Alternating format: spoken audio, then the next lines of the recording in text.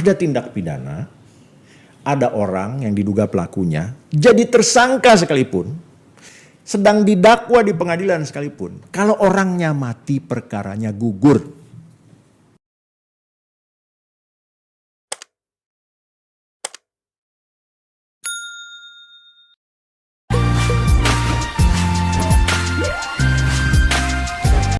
Dalam berbagai kesempatan bicara dengan teman, sahabat, saya bilang stres nih gue nih ngeliat penegakan hukum sekarang. Ya.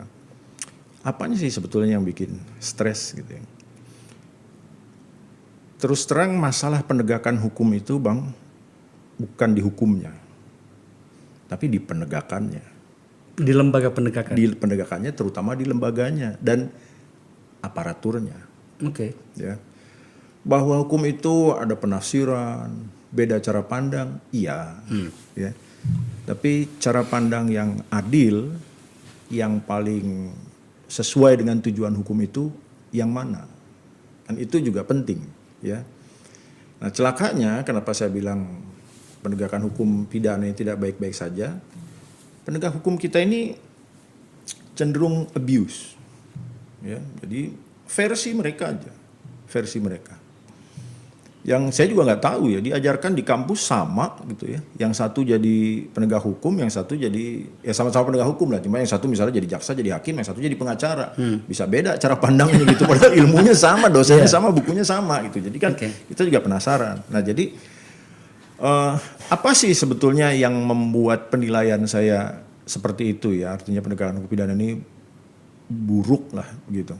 Dan bukannya saya pesimis ya, tapi memang harus disuarakan terus. Nah sayangnya memang tidak banyak kampus yang secara institusi mau bersuara bulat. Ya akhirnya yang bersuara perorangan. Ya dan kalau udah perorangan nanti wah pertentangannya lain lagi ya, dicari macam-macam. Nah sebetulnya Bang, kalau kita melihat penegakan hukum pidana, kan begini ya, hukum pidana itu hukum yang penting sekali, tanpa bermaksud menganggap hukum lain tidak penting. Ya. Kenapa penting? Karena udah lama saya bilang, coba lihat media cetak, media elektronik, ya, itu di halaman utama, berita utama, hampir pasti setiap hari isu hukum, dan hukumnya hukum pidana. Bahkan waktu Pak SBY presiden itu saya pernah bilang, presiden harus didampingi ahli hukum pidana. Karena hukum pidana yang akan bikin pusing presiden, bukan hukum lain. Ya. Khususnya mengenai pemberantasan korupsi, kadang-kadang narkotika, gitu, dan pencucian uang sekarang. Tapi hukum pidana, jadi presiden harus didampingi ahli hukum pidana. Karena itu akan sedikit-sedikit presiden tanya, berbisik ke sebelahnya, gitu. Nah, jadi dan isu-isu hukum pidana itulah Bang yang diomongin orang dari kaki 5 sampai hotel bintang 5. Itu. Dan kalau udah ngomongin hukum pidana, perkara-perkara, kasus-kasus, semua orang ahli hukum. Gitu ya, dengan versinya masing-masing. Itu ya buat saya sih ya bebas aja, silakan. Toh publik juga nanti menilai mana yang pendapatnya benar atau pendapatnya paling logis, lebih mudah diterima, karena kata kuncinya hukum ini logika. Gitu. Jadi ya saya melihat potret penegakan hukum kita ini sekarang ya saya bilang setiap orang sama kedudukannya di hadapan hukum tapi tidak di hadapan penegak hukum. Itu yang terjadi Bang. Iya, saya pasti tetap saja ketawa kalau mendengarkan bahasa seperti ini. Satir banget gitu. Kenapa sampai kemudian kita harus begitu miris memahami bagaimana penegakan hukum pidana kita ya, seperti yang Anda jelaskan tadi. Apa yang membuatnya kemudian seperti penjelasannya tadi, satu kampus belajar sama-sama, satu ruangan, satu dosen, satu textbook, tapi ketika sudah pencar pada lembaga masing-masing, dalam hal ini ada lembaga penegakan hukum, kok berbeda penerapannya?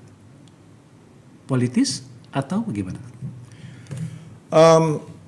Saya sih tidak memandangnya sebagai politis, ya, tapi memandang dari cara duduknya masing-masing, gitu ya. Padahal ilmu hukum ini Bang justru harus bisa mandang dari semua sudut. Kalau cuma dari satu sudut, ya belajarnya belum selesai berarti. Itu harus dilihat dari semua sudut, dan setelah dia bisa melihat dari semua sudut, silakan tentukan sudut mana yang menurutnya paling tepat atau paling benar atau setidaknya paling baik. Gitu. Nah, jadi kalau udah bicara dari sudutnya masing-masing, akhirnya bicara kepentingan. Pentingnya maksud saya begini, seakan-akan tuh jadi ini harus dapat nih orang ini, harus jadi tersangka nih, harus dihukum nih, seakan-akan harus begitu. Ya. Sehingga dalam praktek tuh tampak sekali banyak prosedur diloncatin, ya. Terjadi loncatan-loncatan logika, ya, atau bahkan juga saya bilang tadi abuse ya Bang, ya. Jadi kewenangan digunakan untuk memastikan bahwa penjahatnya harus tertangkap, gitu. Itu sebabnya dulu saya pernah bilang bahwa misalnya penyidik itu harus independen, dan semua penyidik memang independen. Nah, masalahnya adalah apakah misalnya polisi nih Bang, apakah seorang polisi mampu memisahkan kapan dia penyidik, kapan dia bawahan yang punya atasan? Sebagai penyidik dia nggak punya bawahan, nggak punya atasan. Sebagai penyidik? Iya, tapi sebagai anggota polisi dia punya atasan, dia punya bawahan. Gitu. Nah, bisa nggak nih misahkan ini? Ya. Sebagai penyidik independen, nggak boleh terpengaruh. Jadi kalau komandan atasannya, Kapolres, Kapolda bilang, Pak, saya udah periksa, nggak nemu. Gimana? Nggak dapat saya buktinya. Gitu. Atau saya bilang dapat nih Pak, cukup buktinya. Jadi kalau dia disuruh menyimpang dari temuannya atau memaksakan temuan, dia harus bisa bilang tidak. Harus pada sikapnya yang profesional. Ya, ini kita bicara kalau memang penyidiknya punya kemampuan bagus, gitu ya, kemampuan bagus, integritas bagus. Nah, tapi kan itu penyidik begitu, jaksa begitu, hakim juga. Jadi seakan-akan kalau udah nuntut, orang harus masuk penjara, orang harus dihukum, hakim juga begitu. Sudah seberapa jauh kerusakan mekanisme, kerusakan pengelolaan, ya seperti yang Anda jelaskan? Ya, menurut saya sudah sangat jauh. Sudah sangat jauh. Let's say misalnya begini ya, kesalahan penerapan hukum ini gencar sekali saya sampaikan misalnya sejak tahun 2011, 2012, ini kan artinya udah 10 tahun Bang. Ya. Dan sebelum itu bukan berarti saya tidak pernah menyampaikan, tapi kan memang media sosial baru rame di periode itu gitu. Jadi saya buka ke publik lewat media sosial, lewat berbagai kesempatan. Yang utama sebetulnya begini, saya berbahagia sekali kalau punya kesempatan masuk ke dalam, istilahnya ke institusi penegak hukum. Jadi saya bisa sampaikan, di-challenge, silakan di-challenge. Karena saya begini, saya juga berkata bahwa bukan tidak mungkin saya ini salah. Tapi selama dalil saya tidak terpatahkan, boleh dong, saya tetap ada keyakinan saya bahwa saya benar. Gitu. Jadi dalam praktek itu Bang, banyak sekali penegakan hukum yang menyimpang dari aturannya, dari tujuannya. Gitu. Ada kewenangan yang disalahgunakan. Jadi saya bilang, ini bagaimana ya? Misalnya nih Bang, yang paling gampang nih, calon tersangka. Di dalam hukum kan nggak ada istilah calon tersangka, Bang. Tapi ini kan sekarang tiba-tiba seakan-akan ada nomenklatur calon tersangka. Ya. Bahwa seseorang kemungkinan dia jadi tersangka bisa saja, gitu ya. Tapi jangan dong terus kemudian tersosialisasi istilah calon tersangka. Terduga, ya, terduga teroris, paling sering teroris tuh Bang, terduga teroris ditangkap. Gitu. Padahal yang boleh ditangkap siapa sih? Gitu ya. Yang boleh ditangkap kan cuma tersangka. Tersangka yang mana? Tersangka yang tidak kooperatif. Gitu. Atau tertangkap tangan. Kan calon calon tersangka itu sebenarnya pengistilahan saja barangkali. Iya. Iya, apa namanya itu? Statement aja lah. Statement. Tapi apakah itu juga dibolehkan di dalam sistem hukum pidana kita? Pengumuman calon tersangka. Kalau pengumuman calon tersangka nggak ada. Kalau diumumkan, apakah itu aparat penegak hukum? Nggak boleh. Melanggar hukum. Melanggar hukum. Gitu. Lagi pula begini, tindak pidana apapun, kejahatan apapun, kalau orang terlibat, dia tuh udah tahu sebetulnya bahwa dia akan jadi tersangka. Ya, kalau memang dia terlibat. Atau dia yakin sekali bahwa ini saya lolos, gitu ya. Walaupun dalam praktek ketidaktahuan hukum membuat orang merasa lolos padahal dia terlibat, kan gitu. Nah, tapi ya kalau buat saya gini Bang, sesuai jargon ya, lebih baik membebaskan 10 orang bersalah daripada menghukum 1 orang tidak bersalah. Sesuai jargon, maka penegak hukum ini jangan pakai target-target lah. Gitu. Cari, pasti nemu kesalahannya. Semua orang kalau dicari kesalahannya pasti nemu. Pasti ada. Iya, jadi saya selalu bilang filosofinya gini Bang, yang harus dicari itu kebenaran. Pada waktu nyari kebenaran, dapat benefit, namanya kesalahan. Gitu. Tapi yang dicari ini kebenaran loh. Jangan dicari kesalahan, kalau dicari kesalahan kita belum tentu nemu kebenaran. Yang ada kita pasti nemu kesalahan orang. Tapi kalau kemudian kebenaran yang dicari, apakah bisa menegakkan hukum seperti yang diemban oleh para penegak hukum ini? Lawang memang ditugaskan untuk mencari kesalahan kok.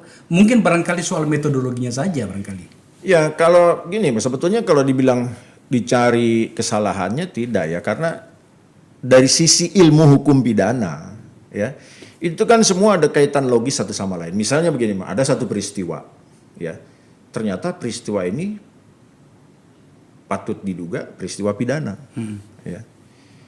ya dicari dulu dong peristiwa yang jadi penyebabnya. Ada orang mati, pastikan dulu matinya kenapa. Oh, mati diracun. Gimana racun bisa masuk ke dalam tubuhnya? Pastikan dulu bahwa itu adalah perbuatan manusia. Ya.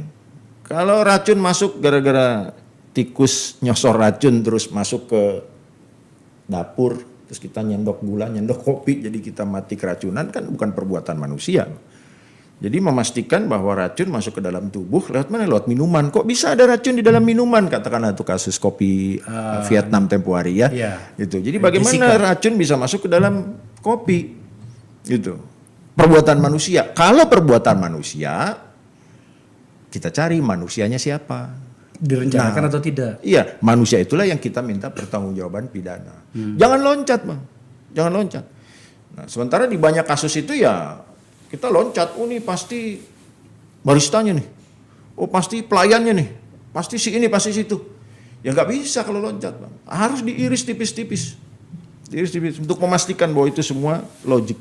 Apakah para penyidik kita pada 3 lembaga penegak hukum yang ada itu menurut hitungannya jenengan sebagai seorang ahli pidana telah melakukan seperti yang seharusnya, seperti yang Anda jelaskan tadi?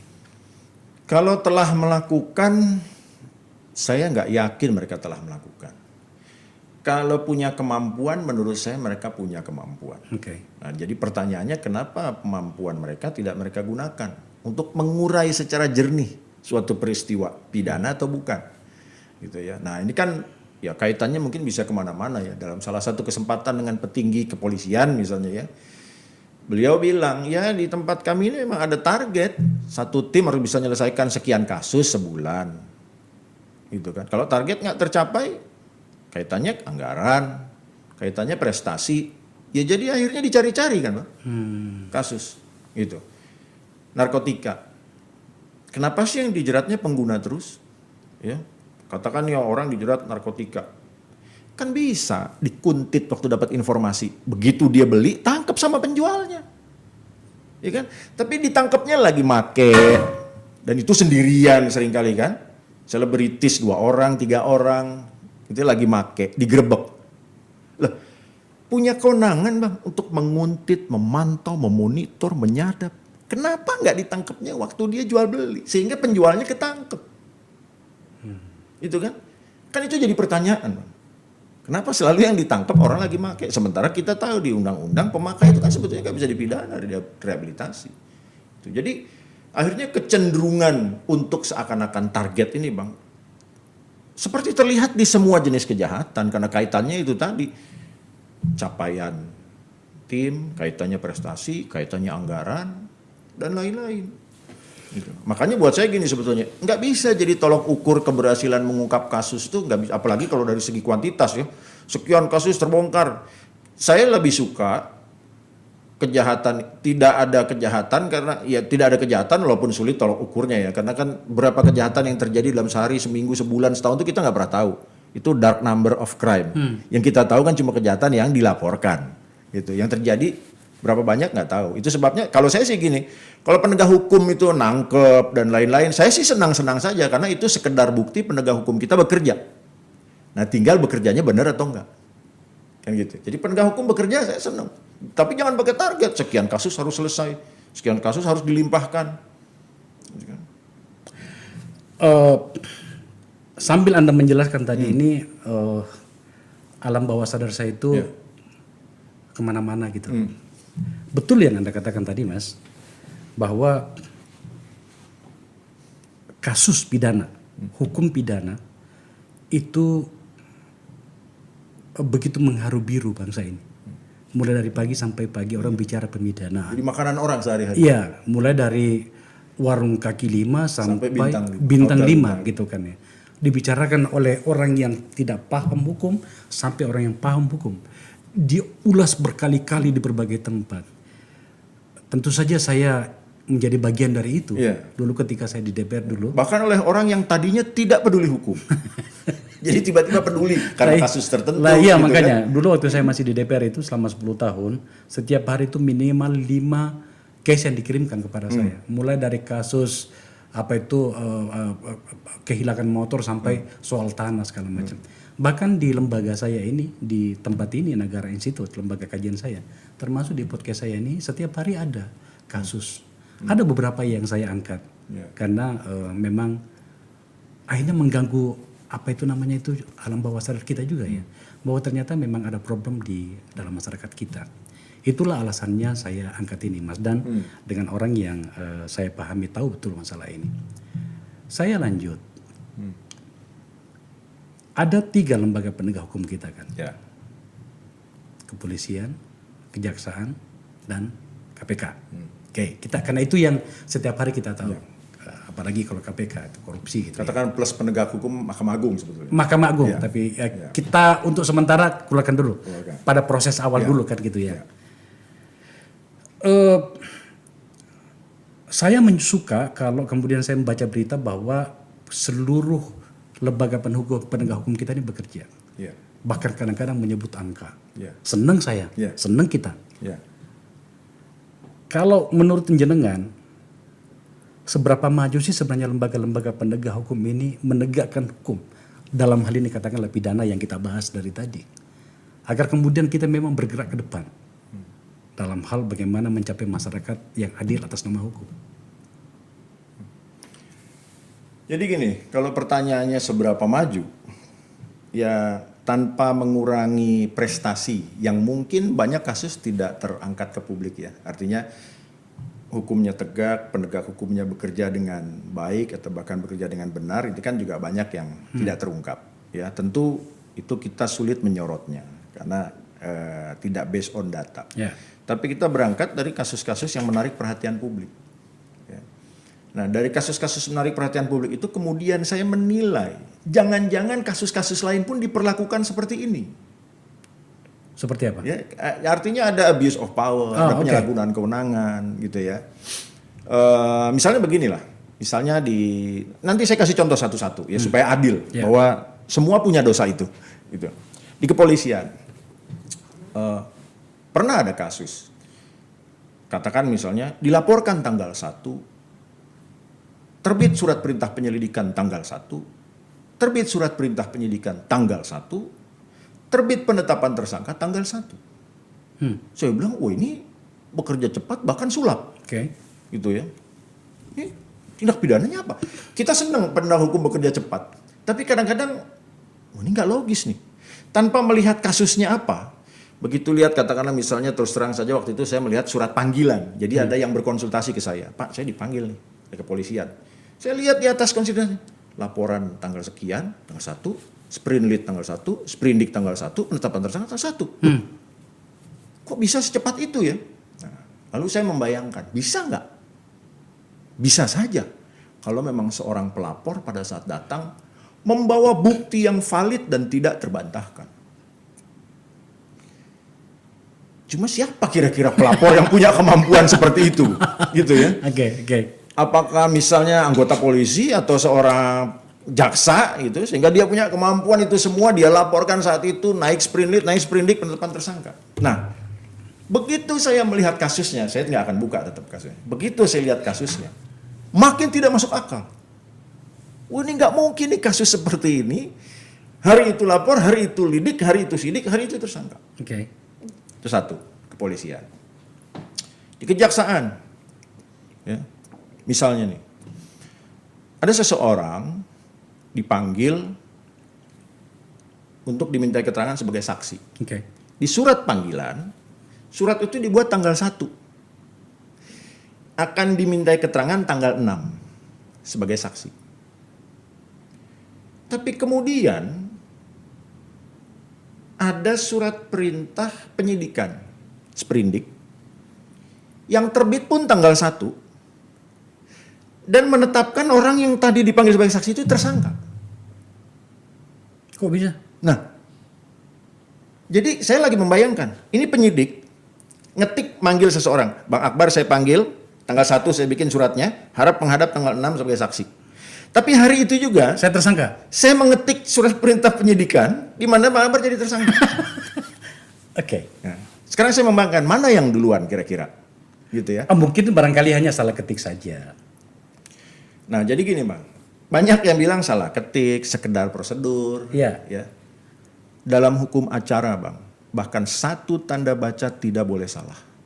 Dalam hukum acara. Dalam hukum acara. Bahkan satu tanda baca. Satu tanda baca. Kalau- Ganjar Ya. dipanggil. Nama saya GANDJAR. Ya. Tiba-tiba D-nya nggak ada. Ganjar. Batal itu. Batal.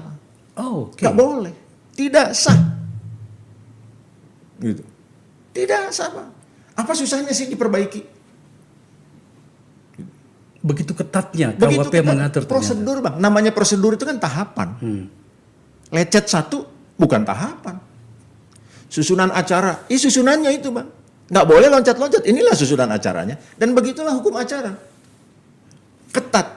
Sehingga bahkan saya sering bilang begini, bahkan mestinya tidak boleh ditafsirkan. Apa yang tertulis, itulah maksudnya. Itu hanya penulisan administratif ya. Administratif. Bagaimana dengan substansinya? Justru administrasi tidak boleh. Masa administrasi aja salah Bang? Kan gitu. Apalagi substansinya. Apalagi substansi. Kalau administrasi aja bisa salah. Jangan-jangan waktu dia mau menangkap Ganjar, yang dimaksud Ganjar yang lain. Oke. Ya kan? Walaupun mungkin gini, Ganjar, ya nama saya Ganjar Laksmana Bonaprapta. Berapa orang sih yang namanya sama persis Ganjar Laksmana Prapta? Nggak ada. Iya. Tapi tetap nggak boleh. Gitu. Bahkan kan begini Bang, secara hukum ya, secara hukum. Kan jaksa penuntut umum di pengadilan harus membuktikan setiap unsur yang tertulis di dalam pasal. Oke. Nah, unsur pertama biasanya Bang kalau nggak barang siapa setiap orang.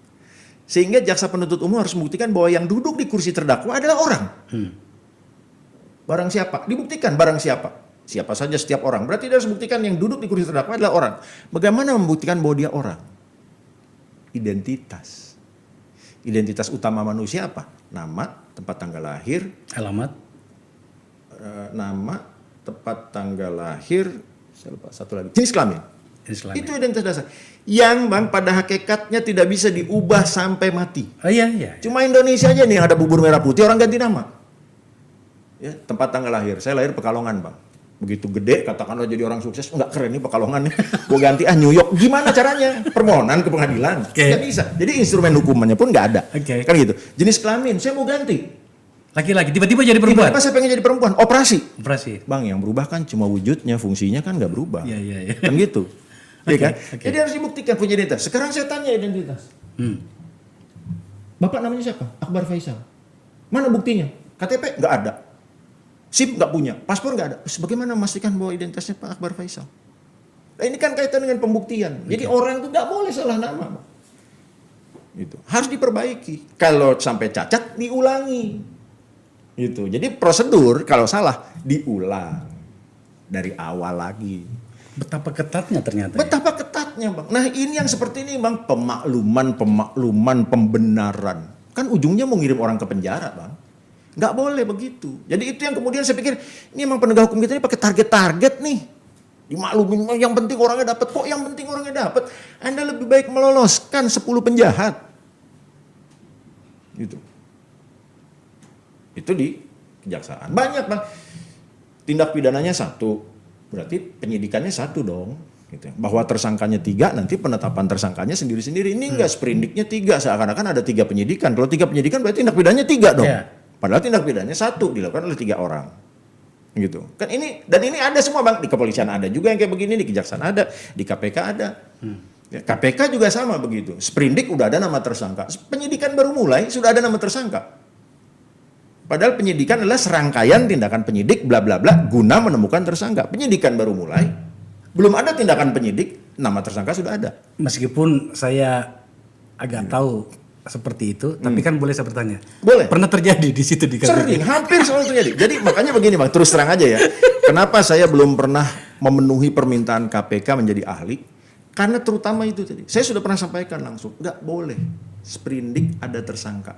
Karena dari lidik ke penyidikan. Penyidikan dengan penetapan tersangka itu 2 perbuatan hukum yang berbeda. Jadi harus penyidikan dulu, ada serangkaian tindakan baru menetapkan tersangka. Gitu. Makanya saya nggak mau minta keterangan ahli oleh KPK. Lain halnya kalau OTT. Jadi saya bilang sprindik KPK yang menetapkan tersangka itu tidak sah. Jadi penetapan tersangka oleh KPK melalui sprindik tidak sah. Kecuali tertangkap tangan. Gitu. Tapi kan ternyata Bang, sprindik ada tersangka, di kepolisian ada juga, di kejaksaan ada juga.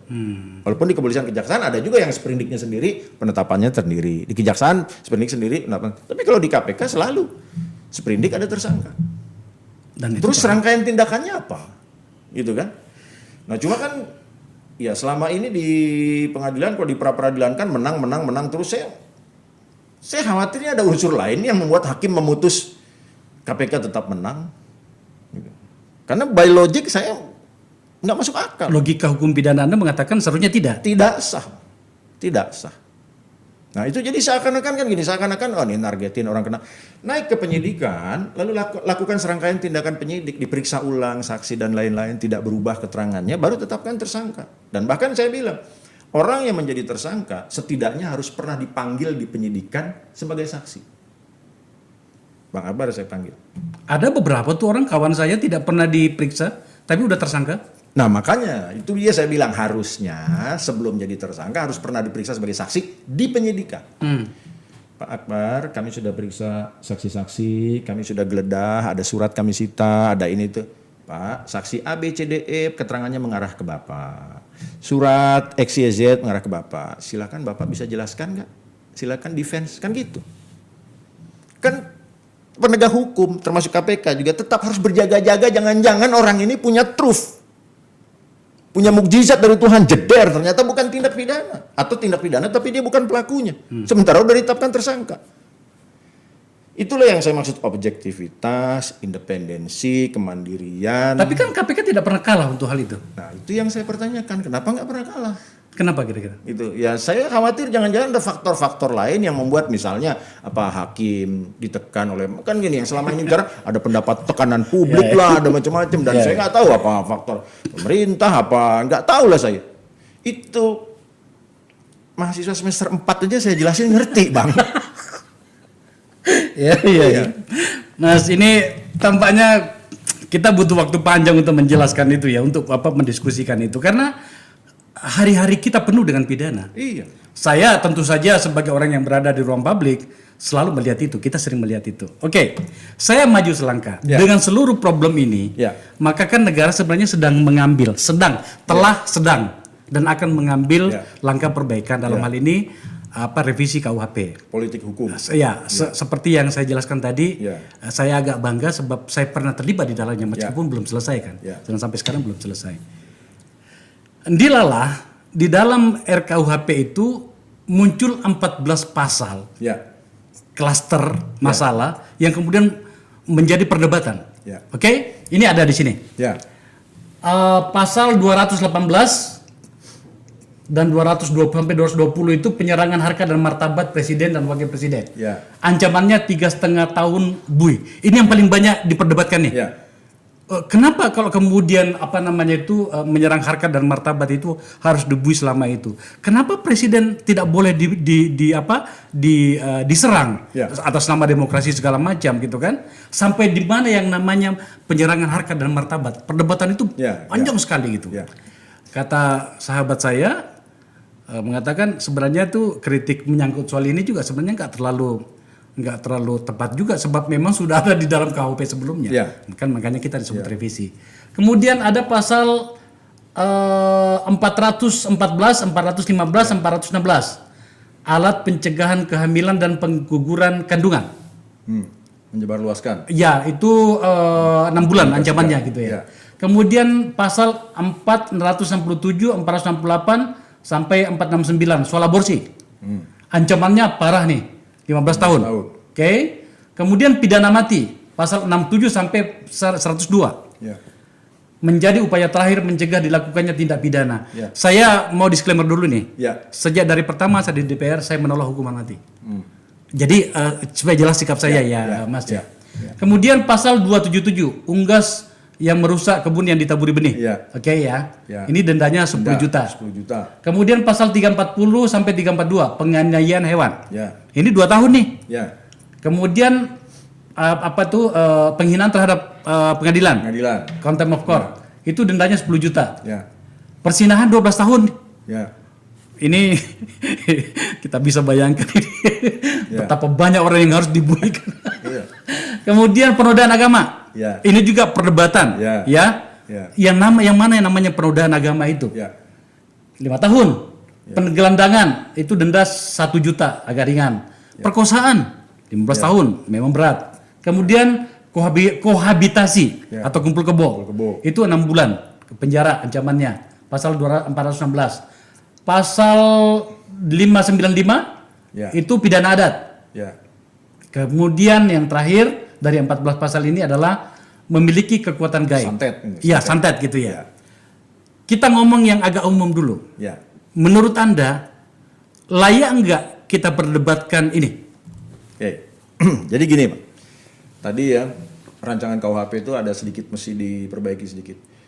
Tahun 73 pertama kali pemerintah kita menyatakan akan merevisi KUHP. Ada ya? Jadi tim yang pertama dibentuk tuh, Ya. itu bukan 2012 tuh, Bang. Tahun 73. 73. Ya. Dan sekarang tuh kalau saya tidak salah, dikoreksi kalau saya salah, mungkin ini Oh, ini Mas, pada ini tidak dimasukin yang 73 tapi langsung ke Mas SBY. Jadi ini sudah tim perumus yang ke-11 atau ke-12 gitu ya. Betul. Nah, jadi gini, kalau kita lihat yang tadi ya, tayangannya yang berikutnya.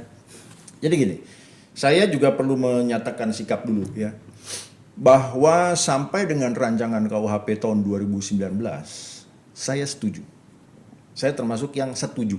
Walaupun ada catatan-catatan. Jadi saya setuju tidak bulat, ada catatan. Rancangan sampai 2019. Yang akhirnya di demo dan lain-lain batal. Oke. Ya. Iya. Nah, waktu kemarin dicoba dikebut supaya Juli disahkan, ya, saya bilang sepanjang naskahnya sama dengan 2019, saya dukung. Nah, pertanyaannya sama nggak? Ya, ternyata bukan cuma saya, publik pun kesulitan mengakses draft. Iya, draftnya itu memang sulit didapatkan. Nah, Katanya sih masih dibahas. Iya. Jadi kan saya bertanya-tanya, ya kenapa harus seperti diem-diem, tertutup, disembunyikan? Oke. Gitu kan? Kenapa harus begitu? Ya kan? Justru kan begini, ya dibuka ke publik, masukan, silakan diolah oleh pembuat undang-undang. Kita ini tahu kok bahwa tidak mungkin satu undang-undang, apalagi pasalnya 700-an, disetujui oleh 273 rakyat Indonesia bulat, nggak mungkin. Ya pasti akan ada ya pertentangan, perbedaan pendapat, bahkan mungkin perlawanan. Ya, jadi akhirnya saya menyatakan saya tidak bisa mendukung sungguh pun draft ini sama dengan 2019 karena tertutup, dirahasiakan, itu yang membuat saya bertanya-tanya, sehingga saya patut menduga draft ini beda dengan yang 2019. Oke. Ya, karena ada yang ditutup-tutupi gitu ya. Nah, cuma walaupun saya nggak tahu persis nih mana yang berbeda gitu ya. Nah, lalu muncullah ini yang ke publik ya 14. 14 ini pun begini sebetulnya. Kalau dibilang setuju semua atau tolak semua, tidak ya, karena beberapa itu ada yang misinformasi ke publik ya, itu juga terjadi gitu ya. Saya nggak nuduh penyesatan aja udah lumayan tuh gitu, tapi ada publik yang salah.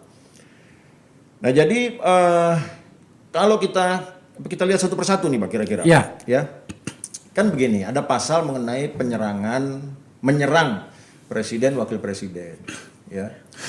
Nah, penyerangannya itu ada 2 tuh, menyerang dalam arti fisik dan menyerang dalam arti martabat. Ya. Kalau menyerang fisik sih ya tentu wajar, nggak boleh ya, serangan, ancaman gitu ya. Nah, tapi kalau menyerang harkat martabat presiden, wakil presiden, ini kan sebetulnya begini, di pasal yang di KUHP yang sekarang juga ada. Ya. Ya. Jadi, sekarang kita pakai lagi aja karena yang lama ada. Cuma lupa nih, pembuat undang-undang lupa yang lama itu Wetboek van Strafrechtnya Belanda, itu kan ratu, bukan presiden, wakil presiden. Oke. Ya. Waktu diberlakukan lewat Undang-Undang Nomor 146 itu kan boleh dibilang diberlakukan begitu saja semuanya. Ya, maka ya apa tadi kalau Abang bilang KUHP kita belum pernah diperbaiki, sebetulnya banyak juga KUHP kita udah rontok, dicabut tidak berlaku, tidak berlaku, ya ada pasal penambahan banyak juga gitu. Nah, jadi gini, kalau saya pribadi begini ya. Kita ini kesulitan memastikan ya, karena akan pasti berdebat terus mengenai penyerangan harkat martabat presiden, wakil presiden. Karena menyerang ini nih, ya, menyerang tapi harkat martabat. Ya. Dalam hukum pidana, Bang, itu harus lex scripta, lex serta, tertulis, tegas, tidak multitafsir. Ya. Nah, cuma memang sayang juga di sisi lain orang Indonesia ini tidak cukup menguasai bahasanya sendiri. Ya, sehingga banyak orang yang bilang nih aturan undang-undang ini multitafsir. Buat saya, Bang, yang multitafsir ada, mungkin banyak. Tapi tidak sedikit yang bilang multitafsir itu ternyata karena bahasa Indonesianya jelek. Jadilah dia tidak mampu menerjemahkan. Gitu ya. Nah, di sini nih salah satunya menurut saya problematik. Bukan urusan jelek atau bagusnya. Nah, kalau dibilang jelek mungkin pembuat undang-undangnya nih yang bahasa Indonesia jelek. Menyerang harkat dan martabat. Menyerang ini, Bang, di mana-mana fisik. Ya, menyerang fisik. Nah, sekarang digunakan untuk sesuatu yang sifatnya non fisik. Harkat martabat. Bagaimana ya menyerang yang sifatnya non fisik? Ya. Maka kita nanti bakal ribut terus nih mengenai pasal ini. Ya. Kalau dibilang presiden, wakil presiden simbol, bukan. Undang-undang tentang simbol negara tidak menyatakan kepala negara, kepala pemerintahan sebagai simbol. Ya kan cuma dasar negara, bendera, gitu ya. Yang lainnya enggak. Ya. Nah, jadi pada prinsipnya begini. Kalau dibilang menyerang ini nanti seperti menghina, ya, memang kan pada dasarnya menghina orang tidak boleh. Nggak boleh menghina nih. Gitu ya. Nah, menghina presiden, wakil dan presiden, jadi sebetulnya gini, kalau perbuatannya sudah nggak boleh, kepada siapapun harusnya juga nggak boleh. Kepada siapapun. Nah, cuma menjadi problem ketika dianggap, menghina itu dianggap penyerangan harkat martabat presiden, wakil presiden. Dan gini, di pasal ini kalau saya tidak salah, di ayat berikutnya, ini delik aduan. Sudah diubah. Ya. Sebelumnya kan bukan delik aduan. Iya, sebelumnya sekarang, bukan delik aduan. Iya, delik biasa. Sekarang jadi delik aduan. Iya, nah, ini justru problematiknya makin rumit karena gini, Bang, yang namanya penghinaan, penyerangan harkat martabat itu kan sifatnya subjektif. Iya. Subjektif ke siapa? Ke subjeknya. Iya. Bukan ke jabatan. Gitu. Jadi ketika menjadi delik aduan malah aneh. Yang dihina jabatan, yang harus menghina orangnya, kan jadi nggak nyambung. Gitu. Nah sekarang kalau ada menyerang presiden, misalnya nih, saya bilang presiden goblok, kan beda dengan bilang misalnya ya Jokowi goblok, kan beda. Gitu. Walaupun kita tahu presiden kita Jokowi, gitu. Tapi kan ini dua yang berbeda, Bang. Ya. Nah dalam praktek, Bang. Yang jadi masalah itu bukan serangan kepada siapa ya, tapi bagaimana publik dan penegak hukum terutama nih gagal memaknai penghinaan, pencemaran nama baik, penyerangan harkat martabat itu yang gagal, Pak. Gini, saya termasuk yang sudah lama sekali menyatakan bahwa kritik itu disertai solusi. Oke. Ya, kenapa? Untuk membedakan dengan protes. Jadi kalau rektor saya mengeluarkan kebijakan, saya menentang, saya protes. Namanya. Tapi kalau saya bilang, Pak Rektor gak bisa begini-gini, harusnya rektor melakukan ini, harusnya itu namanya kritik. Untuk membedakan antara protes dengan kritik. Ya, betul, rakyat tidak dibebani kewajiban untuk memberi solusi, betul. Ya.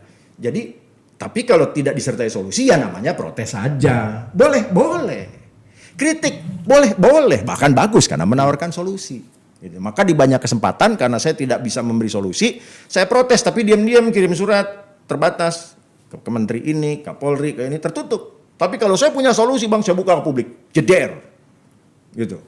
Biar publik tahu sekalian bahwa kebijakan ini salah. Itu satu hal. Ya kan? Hal yang lain yang kaitannya Ya. dengan apa? Kita baru bicara Ya. tentang pasal 218 sampai 220 ya. Ya. Ini memang menurut saya wajar lah kalau kemudian menjadi perdebatan. Di Ya. satu sisi, Ya. presiden itu adalah warga negara istimewa bangsa ini. Ya. Dia mendapatkan privilege. Kalau kemudian pemimpin sebuah negara, katakanlah dalam hal ini pemimpin kita, presiden kita, demikian mudah dihina oleh orang, apalagi hinaan itu sudah terlalu kasar gitu ya. Menurut saya wajar kalau kemudian ada beberapa pihak yang terganggu dengan itu. Itu hak asasi juga loh. Ya. Dia mencintai pimpinannya dan dia tidak akan menginginkan Ya. ada seseorang yang menghina pimpinannya. Ya. Apatah lagi kalau itu adalah bagian dari keluarganya gitu. Ya. Tapi pada sisi lain, demokratisasi memaksa kita untuk lebih terbuka dalam segala hal termasuk mendengarkan kritik. Pada ruang ini bagaimana menurut Anda peluang penerapan hukum ini? Karena sejujurnya sudah banyak korban nih. Ya. Menyangkut ini pasal karet yang luar biasa ini. Iya. Terakhir kan yang kena Mas Roy Suryo. Ya. Menurut saya, ya sorry ya Mas Roy, saya katakan sahabat saya, ya Anda terlalu usil menurut saya ya. Tapi apa harus dipenjara dengan tindakan seperti itu? Saya ada contoh Mas ini, mumpung saya lagi ngomong soal ini. Pada kasus Rocky Gerung, sahabat saya yang sering berantem dengan saya di TV itu, berantem dengan saya dalam hal pasal apa itu namanya itu dulu itu tentang apa sih, agama adalah fiksi gitu ya. Kemudian ada beberapa penyidik mendatangi saya. Saya katakan Rocky dalam beberapa hal terlalu berlebihan mengomentari sesuatu, tapi saya katakan dia tidak layak dipenjara untuk pikiran yang berbeda dengan saya. Itu sikap saya. Nah, pada kasus seperti ini gimana menurut hukum pidana, Mas? Modern ya? Oke, jadi gini, Bang. Ini kembali ke apa ya? Ini bukan masalah hukum pidana modern ya, tapi urusan kepastian hukum. Ya, yang mungkin bisa saja karena nilai berubah ya, maka cara pandang juga harus berubah bisa saja. Tapi ini masalah kepastian hukum. Jadi bagaimana membedakan menyerang harkat martabat presiden dan menyerang harkat martabat katakanlah Pak Joko Widodo.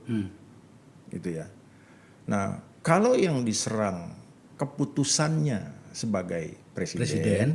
Mungkin itu bisa. Ya, katakanlah presiden menaikkan harga bahan bakar. Wah, terus orang menyerang, itu kebijakan bodoh lah, apalah segala macam. Nah, yang mana? Kebijakan itu tentu kebijakan sebagai presiden. Tapi kalau dia lagi nuntun cucunya, itu diserang, nah itu menyerang pribadinya. Gitu kan? Nah, pertanyaannya kan gini, apakah sebuah harkat dan martabat itu melekat ke jabatan atau melekat ke orangnya? Ya, betul sih. Ya, tiap jabatan tuh punya kehormatannya sendiri-sendiri. Tapi menjaga kehormatan jabatan itu tugas utama pejabatnya. Gitu. Jadi saya bahkan bilang begini, boleh menghina pejabat, menghina presiden, menghina lembaga, dipidana boleh. Asal si pejabatnya sendiri bisa diancam dengan pasal itu juga. Kalau dengan perbuatannya ia mencederai kehormatan jabatannya. Menarik. Ya. Saya katakanlah dirjen, terus tiba-tiba saya kalau mau naik pangkat sini ke saya setor, itu kan perbuatan dia mencederai jabatannya. Terlepas bahwa perbuatan itu tindak pidana korupsi, mungkin ya pemerasan atau suap dan lain-lain. Kok dia meminta kehormatan dari jabatan yang sebenarnya dia dapatkan dengan tidak benar? Berarti kan dia telah mencederai kehormatannya.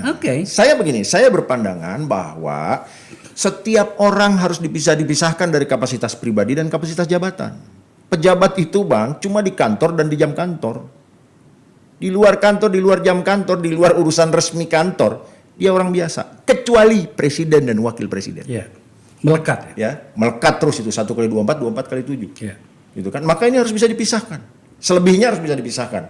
Ya, alasannya gampang. Proses memilih presiden wakil presiden itu panjang. Biayanya besar, terjadi gontok-gontokan, gesekan di masyarakat. Jadi kita berharap siapapun terpilih jadi presiden dia harus bisa bekerja dengan tenang. Itu sebabnya presiden, keluarganya dikawal. Supaya presiden, wakil presiden bisa kerja dengan tenang. Tapi kalau di bawah presiden wakil presiden itu bisa dipisahkan pribadi dan jabatan. Kenapa? Karena kalau ada apa-apa nunjuk penggantinya gampang. Jadi kita ini jangan berharap misalnya seorang presiden siapapun dia jalan ke pasar tanpa pengawalan, ditusuk preman mati. Kan ada prosedur menaikkan wakil presiden jadi presiden, paling enggak sidang istimewa. Terus harus memilih lagi wakil presiden baru dan lain-lain, itu biayanya berapa, prosesnya lama. Dan satu lagi yang penting juga begini, jangan harap kepala negara asing mau datang ke Indonesia, lu jagain kepala negara lo aja gagal. Terus lo minta kepala negara gua ke rumah lo, nggak bisa. Gitu. Nah tapi kalau di bawah itu, Kapolri menghadap presiden. Pak Presiden, mohon maaf, katakanlah misalnya, Menteri Kesehatan meninggal dunia, ditusuk orang di pasar. Presiden paling mikir semenit 2 menit, kalau gitu besok si Anu dilantik menggantikan, selesai Pak. Gitu. Jadi ada proses itu yang memang membuat kedudukan presiden wakil presiden melekat 1x24, 24x7 gitu ya. Selain juga konvensi internasional begitu. Nah, jadi problematiknya begini Bang, harus bisa memisahkan kapan ke orangnya, kapan ke jabatannya. Gitu kan. Jadi jangan juga Bang nanti ketika kita menyerang jabatannya orangnya marah. Gitu kan, itu sebabnya ya pejabatnya harus kompeten. Kalau nggak kompeten sama orang pasti dikritik, gitu ya. Nah, janganlah kritik ini dianggap menghina, janganlah kritik ini dianggap menyerang martabat. Itu dia, makanya kalau sudah masuk pada poin itu, saya rasa wah problem kita akan menjadi besar itu kalau kayak gitu. Bagaimana seorang pejabat tidak boleh dikritik, ketika dikritik dimasukkan pada pasal ini, tapi dia mendapatkan jabatannya dengan cara yang tidak benar. Seperti apa yang dijelaskan tadi. Makanya tadi saya bilang gini ya, untuk penghinaan pejabat saya tidak setuju. Ya, yang tidak boleh itu menghina orangnya. Kalau menghina jabatannya, ya jangan oleh orang lain Bang. Oleh si pejabatnya aja banyak kelakuannya yang menghina jabatannya sendiri. Nah, kalau itu bisa kita ancamkan juga kepada si pejabat, silahkan aja itu pasal lanjut terus. Kalau begitu saya mau tanya pada kata kunci menyangkut pasal ini. Ya. Karena saya pengen membicarakan sesuatu yang sangat dibicarakan orang hari ini. Menurut Anda masa depan pasal ini gimana? Apakah tetap perlu masuk dalam KUHP kita untuk ditetapkan nantinya atau harus dicabut? Kalau menurut saya tidak keberatan dipertahankan.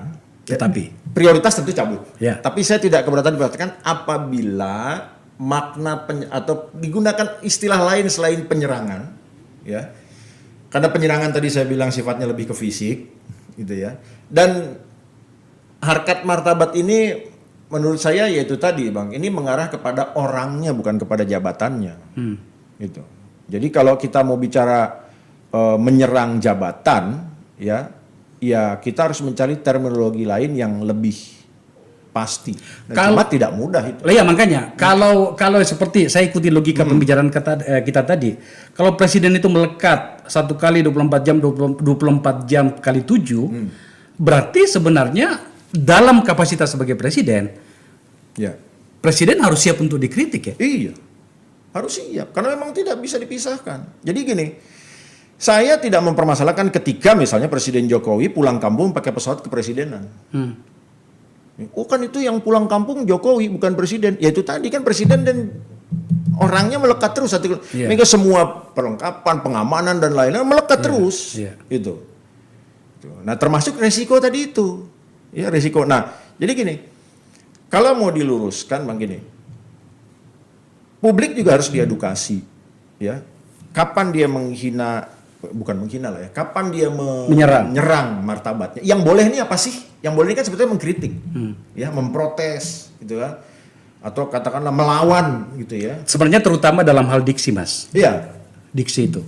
Ya jadi kalau misalnya yang saya bilang nih kebijakan presiden ini, gitu. Jadi yang saya serang adalah kapasitas presidennya. Karena apa? Karena perbuatannya sebagai presiden. Seperti yang saya contohkan tadi, naikin harga BBM terus diserang sama orang, gitu ya. Itu nggak apa-apa, gitu. Tapi kalau orangnya lagi nuntun cucu, lagi jalan sama istri, tiba-tiba, presiden apa lo, kurang gizi, kurus, apa segala, wah itu udah menyerang ke orangnya, gitu kan. Nah jadi justru aneh kalau menyerang harkat martabat, pasalnya ada, tapi deliknya aduan. Justru aneh. Itu kalau orangnya aduan, kalau menyerang presiden wakil presiden, jadikannya jadi delik umum, delik biasa, nggak usah aduan. Saya ya publik saya rasa belajar banyak dari penjelasan Anda. Tapi sebelum saya pindah ke soal case yang terakhir ini, menurut Anda sebenarnya apakah ini pasal-pasal seperti ini akan memperkuat demokrasi kita atau tidak? Nah, ini kata kuncinya sebetulnya di penegak hukum. Ya, betul pasal ini akan menjadi perdebatan. Ya, tapi saya ingatkan gini, Bang. Pasal yang tidak jadi perdebatan aja, penerapannya salah. Apalagi yang perdebatan. Apalagi yang perdebatan. Maka kalau tidak mau rakyat jadi korban, pasal ini cabut. Itu yang saya maksud, Mas. Gitu. Sebab begini, tampaknya pada beberapa pihak, Ya. dalam hal ini adalah lembaga penegak hukum kita, kita melihat itu, tidak semuanya. Ya. Tapi kita melihat itu ada unsur kesukaan. Ada unsur kebiasaan membela pimpinan secara berlebihan. Kecintaan berlebihan. Maka kemudian Loyalitas. ya atas nama loyalitas. Maka kemudian mereka tidak sadar demokratisasi kita itu mundur beberapa langkah ke belakang gitu. Termasuk pada pasal ini. Iya. Oke. Waktu kita terbatas, Mas. Saya ingin tahu tentang sikap Anda menyangkut dengan kasus yang hari-hari ini sedang ramai. Ramai banget. Yang lagi ramai. Di Mabes Polri. Ya. Dalam hal ini melibatkan seorang Jenderal Bintang 2. Ya. Sudah dinonaktifkan 2 Jenderal Bintang 1, beberapa perwira menengah. 3 ya, bintang 1 3 kalau saya nggak salah. Bintang 1 2. 2 ya. Iya, bintang 2-nya 1. Oke. Kemudian kombesnya ada beberapa orang, AKBP-nya juga. Ya. Kebanyakan perwira lah. Saya tidak akan masuk pada seperti yang dibahas oleh banyak TV. Saya ingin melihat dari sudut pandang seorang akademisi. Ya. Pada kasus ini, pada sektor atau pada bagian pidananya, bagaimana menurut Anda? Jadi gini, waktu pertama kali ini kasus ini terbuka ke publik, ya, lewat keterangan resmi Humas, ya, saya sudah menduga bahwa ini akan rame. Karopenmas. Ya, Karopenmas. Iya. Ya. Bagian Jadi, dari kalau buat saya gini, ini keterangan resmi dari Polri lah. Ya. Ya. Ini akan rame. Kenapa? Karena ya publik tidak akan mudah percaya. Oke. Paling tidak dari peristiwa dari Jumat dibuka baru hari Senin. Gitu ya. Jadi kan bertanya-tanya, 3 hari ada apa ini? Kan gitu ya. Nah, dalam kacamata hukum saya sih begini sebetulnya ya. Diungkap ke publik lewat keterangan resmi sekian hari, sekian minggu sebetulnya tidak masalah. Tapi lebih kepada substansi yang disampaikan. Oke. Ya, inilah yang jadi pangkal masalah. Ya, walaupun akhirnya kemudian merembet, oh pantas terjadi tanggal sekian baru diumumkan tanggal sekian. Ini kelihatannya ada upaya-upaya yang gitu ya tidak proper lah gitu. Nah, poinnya begini buat saya. Urusan hukum ini Bang Akbar ya, hukum itu ilmu yang logis dan sistematis. Ya. Jadi kalau penegak hukum menyampaikan sesuatu yang tidak logis, publik pasti bereaksi. Publik pasti bereaksi. Karena publik juga punya logika sendiri, gitu ya. Walaupun kadang-kadang harus dituntun juga untuk urusan hukumnya. Iya, makanya saya baru mau bilang itu, Mas. Logika publik itu kan kadang-kadang tidak berbanding lurus dengan logika hukum kan. Betul. Ya, tapi gini, kita juga jangan menyampingkan bahwa hukum ini kan urusannya benar salah, Bang. Oke. Ya, dan setiap orang itu punya naluri benar salah. Ya, walaupun benarnya bisa salah, salahnya bisa benar. Iya. Kan gitu. Ya, tapi maksud saya ini jangan mengundang resiko lah. Ya, jangan mengundang resiko. Jadi secara hukum apa sih ini? Ada nyawa melayang. Ya, ada nyawa melayang. Lalu tiba-tiba ada berita nyawa melayang akibat dugaan pelecehan seksual. Ya. Nah, terus gini. Saya tidak mau buru-buru menyatakan benar atau salah, tapi mengkaji itu sebabnya saya nunggu dulu penjelasan resmi. Ya, resmi. Saya hati-hati sekali tuh baca di media dan lain-lain karena jangan-jangan wartawannya salah tangkap atau pemberitaan yang salah. Tapi kalau udah pemberitaan resmi di state oleh Humas gitu ya, ini harus kita pegang. Nah, salah satu yang mengecewakan saya secara hukum pertama kali adalah ketika dugaan pelecehan seksual oleh Brigadir J dilaporkan, lalu diproses oleh polisi. Ya. Jadi gini Bang, ada tindak pidana, ada orang yang diduga pelakunya, jadi tersangka sekalipun, sedang didakwa di pengadilan sekalipun, kalau orangnya mati perkaranya gugur. Ya. Gugurnya penuntut, 1 terdakwa tersangka meninggal dunia. Itu mahasiswa semester 2 tuh Bang. Ya. Nah sekarang ada dugaan tindak pidana, dilaporkan, pelakunya sudah meninggal. Betul, penegak hukum dalam hal ini polisi tidak boleh menolak laporan. Harus diterima. Dikaji, dianalisis, lalu tentukan sikap berikutnya. Jadi saya membayangkan Bang, ini ada orang datang, ada apa? Pelecehan seksual. Gimana ceritanya? Begini-begini nih. Pelakunya siapa? Brigadir J. Oke. Gimana Brigadir J sekarang? Udah mati. Kalau saya jadi polisinya, pulang loh. Gitu. Iya. Iya kan? Atau oke, udah mati ya? Iya. Nah, nanti di BAP, pelapor ini di BAP. Saudara kemana yang lapor ya? Iya, dari mana saudara tahu ada dugaan pelecehan seksual? Kan mentok nih pelapor Bang. Ya kan? Emang dia lihat? Kecuali dia korbannya. Iya. Atau dia lihat langsung di situ. Atau dia lihat langsung. Gila aja gitu. Gitu kan? Iya kan? Iya. Ya bukan tidak mungkin Bang, ada saksi, Iya. bisa mungkin aja ada saksi ya atau korbannya yang menyampaikan. Cuma kalau tanya, jadi Anda korban? Ya. Siapa pelakunya? Brigadir J. Oke, Brigadir J. Siapa itu Brigadir J? Apa hubungannya dengan saudara? Ajudan, penjaga rumah, supir atau apalah. Mana orangnya? Udah mati. Selesai itu Bang. Ya. Ngapain panggil saksi, melakukan olah TKP? Enggak perlu lagi udah. Kalau memang ada laporan itu, nggak diproses. Begitu selesai dapat informasi mati, udah selesai. Nggak bisa ditindaklanjuti. Langsung gugur. Langsung gugur.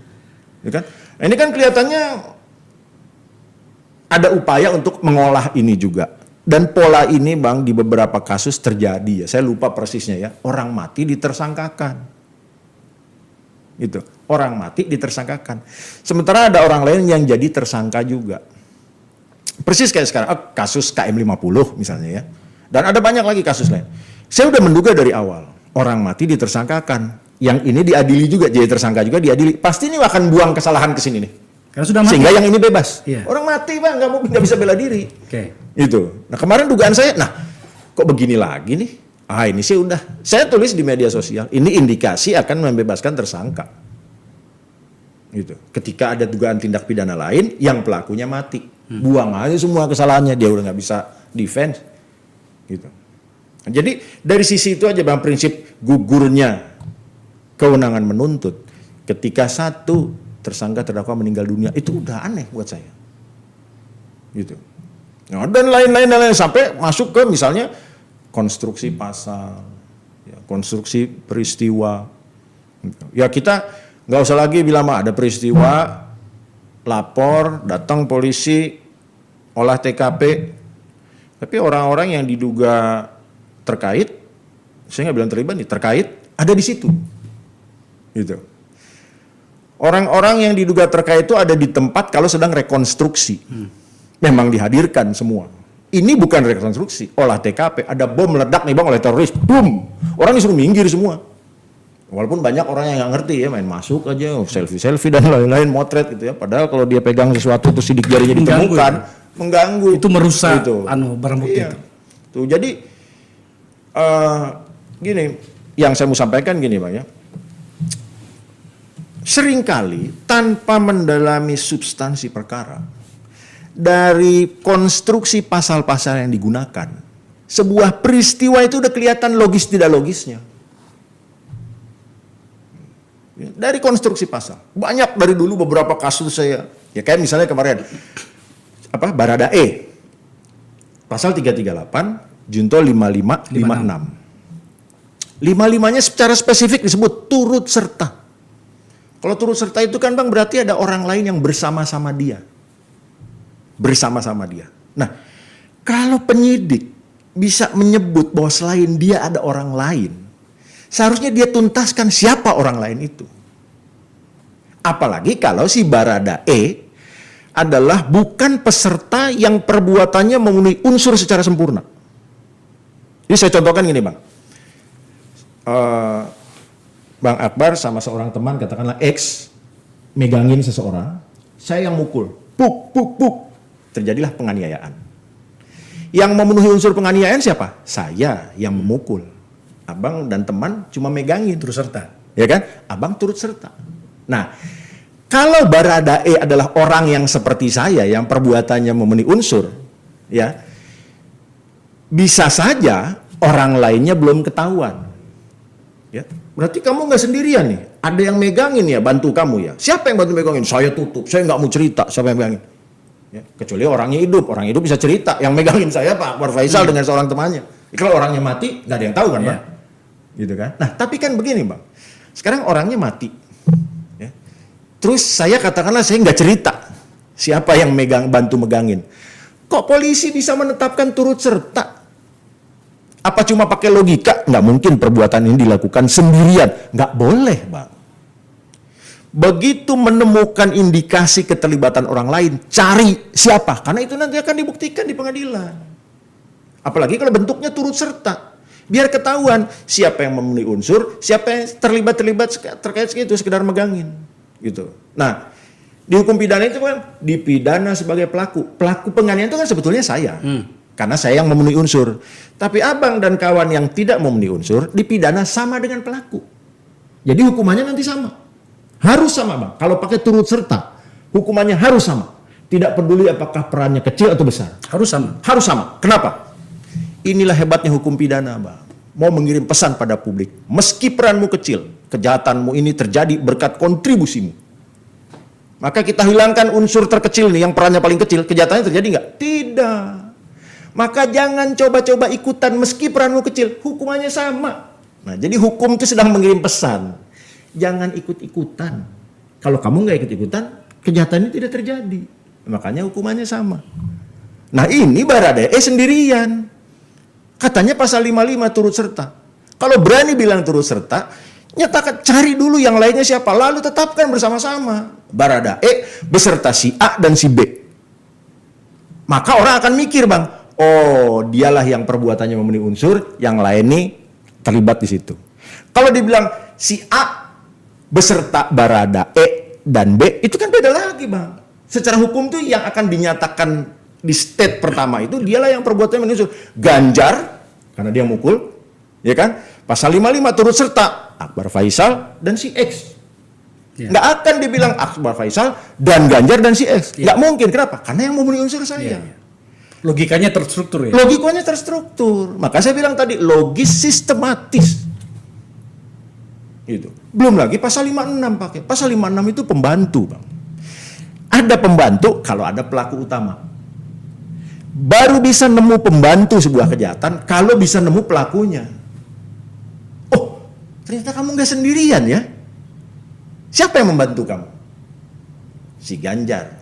Ini dulu tersangka, Bang, baru Ganjar jadi tersangka. Gitu. Atau bareng sekalian, kamu pelaku utama, kamu pembantu. Nah, ini tiba-tiba pakai pasal 56 membantu. Dia membantu siapa? Berarti ada orang yang dibantu. Kalau ada orang yang dibantu, Bang, berarti diturut serta bukan dia pelaku utama yang memenuhi unsur. Mas, ini dari penjelasan Anda ini, kemudian saya bawa pada case yang sedang terjadi yang tadi kita bahas itu, yang melibatkan beberapa jenderal itu, saya malah kebingungan. Bagaimana agar kemudian saya bisa memformatnya menjadi sesuatu yang logis. Sebab penjelasan Anda tadi dari kacamata seorang akademisi berdasarkan logika-logika hukum yang terukur itu, tapi kemudian dari apa yang kita lihat setidaknya di media itu tidak nggak matching. Jadi saya dan kami sebagai masyarakat ini harus berkata apa dari case ini, setidaknya sampai pada hari ini. Ya, jadi gini, Bang. Ya, mestinya ini kita tidak senang kalau ada orang jadi tersangka. Oh, tentu saja ya. Karena berarti ada kejahatan dong, gitu ya. Kalaupun boleh senang tanda kutip ya, karena sebuah kejahatan terungkap. Ya, tapi kan mengungkap kejahatan juga harus dengan cara benar. Kenapa? Karena tujuan hukum pidana kan itu mencari kebenaran material. Nah, cuma jangan salah. Bukan cuma menemukannya, waktu mencarinya juga harus logis sistematis. Ya, maka ketika misalnya nih, Bang, Polri lewat Humas atau siapapun memberi keterangan, Terus yang ngerti, orang hukum misalnya yang ngerti, kok ada lompatan-lompatan ya? Kenapa nih dilompat? Gitu ya. Mudah-mudahan karena penegak hukumnya tidak paham secara mumpuni. Yang dikhawatirkan adalah ada upaya-upaya menutup, melindungi. Itu yang dikhawatirkan. Gitu. Ya. Berapa kali lah misalnya ya humas, saya nggak ingat persis apa orangnya, meralat. Gitu. Nah itu Bang, makanya penting sekali pilihan kata di dalam hukum itu penting sekali. Kalau diralat mungkin saya tidak ingin mengatakan bisa kita toleransi. Iya. Meskipun itu salah ya. Ada bahkan beberapa yang tidak diralat dan dibiarkan antara satu dengan yang lain bertabrakan gitu. Iya. Itu bagaimana kita harus memahami situasi ini? Ya gini Bang, ralat itu kan bukan barang haram. Iya. Ya, kalau meralat sesuatu yang salah jadi benar, nggak masalah. Tapi kalau meralat sesuatu yang nggak jelas kebenarannya dengan sesuatu yang nggak jelas juga, itu namanya bukan ralat. Itu namanya sesat, kan gitu. Ya. Beredar berita, Irjen FS ditangkap, ditahan di Makobrimob. Nah, saya nggak tahu tuh, entah diluruskan, entah diralat. Ya kan gini, media ini juga bukan gara-gara dibawa terus dia simpulkan ditangkap ditahan, nggak gitu juga. Pasti ini ada juga nih yang ngomong nih resmi tidak resmi gitu kan. Makanya kalau yang seperti itu humas harus sampaikan dengan tegas dan akurat bahwa dalam rangka dugaan pelanggaran etik Irjen FS diamankan ke Makobrimob sesuai misalnya peraturan Kapolri tentang disiplin, karena kan ternyata itu isolasi khusus itu ternyata kan legal dalam konteks pemeriksaan etik, kan gitu. Dibilang penahanan, kok belum ada penetapan tersangkanya? Jadi saya bilang ini pasti bukan penahanan, karena belum ada pengumuman sebagai tersangka, belum dinyatakan sebagai tersangka, jadi pasti bukan penahanan. Nah, saya kan bertanya-tanya karena saya nggak tahu aturan internal polisi, sampai kemudian dapat informasi bahwa itu adalah pengamanan, penempatan khusus dalam rangka pemeriksaan etik. Gitu. Nah terus kan orang jadi lari-lari lagi nih Bang, pemeriksaan etik, pelanggaran etik dia yang mana memangnya? Gitu kan? Etik kok tapi mati. Gini Bang, saya kemarin bilang, karena selama ini cuma dikaitkan, walaupun bisa lebih luas, cuma dikaitkan dengan hilangnya CCTV. Let's say kita ambil contoh hilangnya CCTV. Ya. Dalam hukum pidana Bang, hukum pidana itu memaklumi seorang pelaku kejahatan pasti menyembunyikan kejahatannya. Maka kalau pelaku pembunuhan menyembunyikan CCTV, nggak bisa dipidana Bang. Karena hukum pidana udah bilang, pasti pelaku kejahatan itu melakukan upaya apapun untuk melindungi kejahatannya. Yang akan dihukum karena menyembunyikan CCTV itu orang lain yang bukan pelaku kejahatan. Dan itu pidana. Gitu. Jadi kalau bukan si pembunuhnya yang mengamankan CCTV, dia kena pasal menghilangkan barang bukti, menghalangi penyidikan. Gitu kan? Nah, ini yang saya khawatir dilakukan oleh para penyelidik-penyidik yang turun nih setelah dapat info. Comot, ini. Ini bukan sekedar pelanggaran etika profesional, ini kejahatan nih. Itu pidana? Pidana, Bang. Menghalangi penyidikan dalam bentuk menghilangkan barang bukti. Tapi kalau pelakunya, pembunuhnya yang menghilangkan barang bukti, nggak bisa dipidana. Makanya sekarang misalnya nih, ini Pak FS nih, mau yang mana? Kalau dia pelaku pembunuhan, perbuatan dia menghilangkan barang bukti, nggak bisa dipidana. Kalau dia bukan pelaku pembunuhan, perbuatannya menghilangkan barang bukti, dipidana. Mending yang mana? Bukan, tapi kan bukan mending-mending ini Pak ya, tetap harus dicari yang mana, gitu kan. Nah jadi, dugaan saya begini, kalau dibilang tidak profesional melanggar etik, itu lebih kepada tim penyidik yang saat itu datang. Harusnya kan begitu dia datang olah TKP Bang, orang-orang yang tidak berkepentingan minggir. Nah jangan-jangan Pak FS tetap ada di lokasi. Ya kan? Jangan-jangan, saya juga nggak tahu. Tapi kan kalau sampai itu betul ada dia di lokasi Bang, yang tidak profesional siapa? Tim penyidik. Bukan dianya. Berarti semua kena dong kalau kayak Semua kena. Gitu. Kan tadi saya bilang, orang-orang terkait itu hanya dihadirkan di lokasi kalau rekonstruksi. Ini kan bukan rekonstruksi, olah TKP. Steril. Gitu kan. Oh saya yang punya rumah, bodoh. Kan gini, abang juga kalau lapor rumah kecurian, di olah TKP, pasti abang disuruh keluar dulu. Penghuni rumah keluar dulu. Kan begitu. Gitu. Nah jadi yang begitu-gitu itu kan Bang, urusan hukum, urusan logika. Gitu. Yang paling membuat kita menderita itu Ya. agak ekstrim ya bahasanya. Ya. Tapi saya rasa kita sudah sampai pada tahapan itu. Betul. Dari case ini adalah ini terjadi di lingkungan penegak hukum. Ya. Sedih banget saya. Karena saya 10 tahun mengurusin Polri ya. Ya. Di parlemen gitu ya. Ya. Sedih banget saya. Dan saya tidak punya waktu banyak untuk bersedih, kecuali bersikap untuk mengatakan begini. Ini adalah saat yang paling tepat bagi Polri untuk kembali meredefinisi diri tentang bagaimana lembaga penegak hukum itu profesional. Ya. Saya berharap seperti itu. Apakah kita setuju, Mas? Setuju. Saya setuju. Jadi kalau Bang Akbar bilang menderita, saya ini bahkan di awal tadi saya bilang ya, saya ini sudah sampai taraf mendekati stres. Mikirin hukum dan penegak hukum negara kita tuh sampai pusing, ini sampai saya pikir tensi saya naik sampai mikirin hukum gitu ya. Dan di sisi lain begini, sebagai akademisi belajar hukum pidana, mengajarkan hukum pidana kepada mahasiswa, saya ini jadi sedih gitu loh. Penegak hukum kita ini sedang membodohi diri sendiri karena dia pikir di luar sana nggak ada yang ngerti. Kan di luar sana ada dua, ada orang yang ngerti hukum, ada orang yang mungkin nggak ngerti hukum tapi logikanya bagus. Tapi tampaknya mereka menyasar yang ketiga, nggak ngerti hukum dan logikanya nggak bagus. Mereka menyasar yang ketiga, mereka mengabaikan yang dua ini. Jadilah saya bilang tadi itu, mencederai kehormatannya sendiri, membodohi dirinya sendiri.